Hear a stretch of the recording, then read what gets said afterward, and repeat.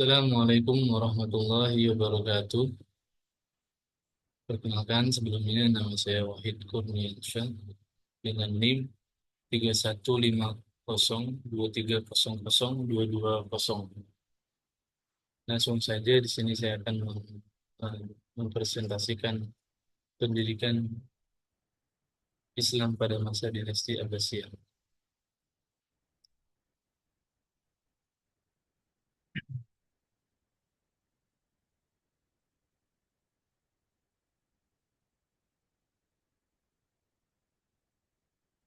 Pendahuluan, proses pendidikan sebenarnya telah berlangsung sepanjang sejarah dan berkembang sejalan dengan perkembangan sosial budaya manusia di bumi.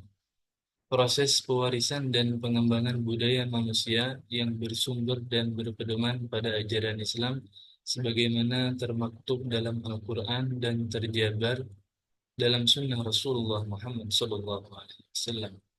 Masa kejayaan pendidikan Islam terjadi pada masa dinasti Abbasiyah yang berpusat di Baghdad yang berlangsung selama kurang lebih 5 abad.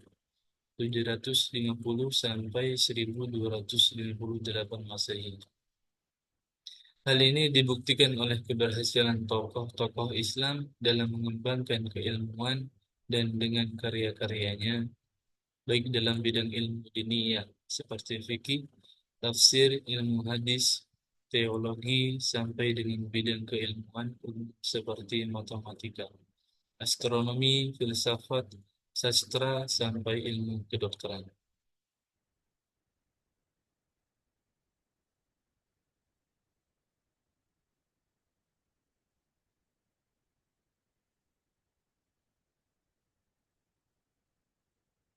Sekilas tentang Daulah Abbasiyah. Dinasti Abbasiyah didirikan oleh Abdullah As-Saffah bin Muhammad bin Ali bin Abdullah bin Al-Abbas.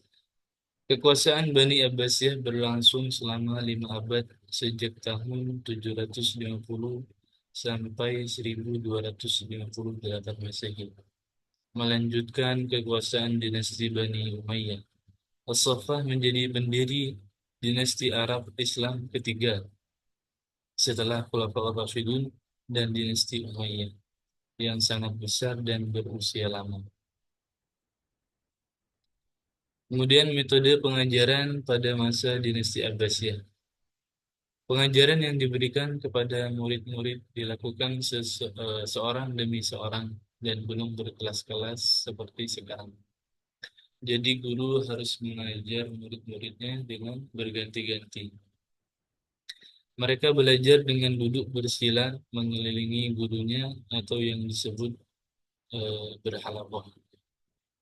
Adapun cara halaqah ini merupakan metode mengajar yang dipakai di lembaga pendidikan tingkat tinggi. Sedangkan menurut Hanun Asroha, metode pengajaran pada masa Daulah Abbasiyah dapat dikelompokkan menjadi 3 macam, yaitu lisan, hafalan, dan tulisan. Metode lisan bisa berupa dikte, ceramah, qiraah, dan diskusi. Sistem pendidikan. Berbicara mengenai sistem pendidikan Islam dinasti Abbasiyah berdasarkan kriteria materi yang diajukan pada tempat penyelenggaraannya menurut George Makdisi terbagi menjadi 2 tipe, yaitu institusi pendidikan inklusif atau terbuka terhadap pengetahuan umum dan institusi pendidikan eksklusif atau tertutup terhadap pengetahuan umum. Sistem pendidikan Islam klasik berdasarkan kriteria hubungan institusi pendidikan Islam formal dan institusi pendidikan Islam informal. Institusi pendidikan formal adalah lembaga pendidikan yang didirikan oleh negara untuk mempersiapkan pemuda-pemuda Islam agar menguasai pengetahuan agama dan berperan dalam agama dan menjadi pegawai pemerintahan.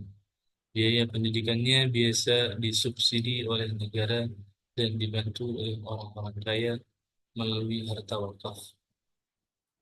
Pengelolaan administrasinya pun berada di tangan pemerintah.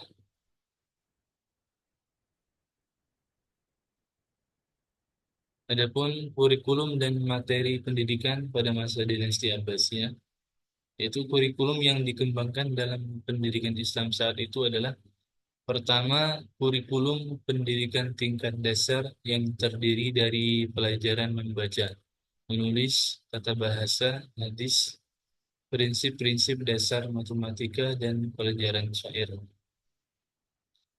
Metode yang dilaksanakannya pun adalah Iqra, ceramah. Seorang guru menerangkan dan menjelaskan kitab karangannya atau karangan orang lain yang dilengkapi dengan komentar atas karangan itu dan metode imla atau dikte.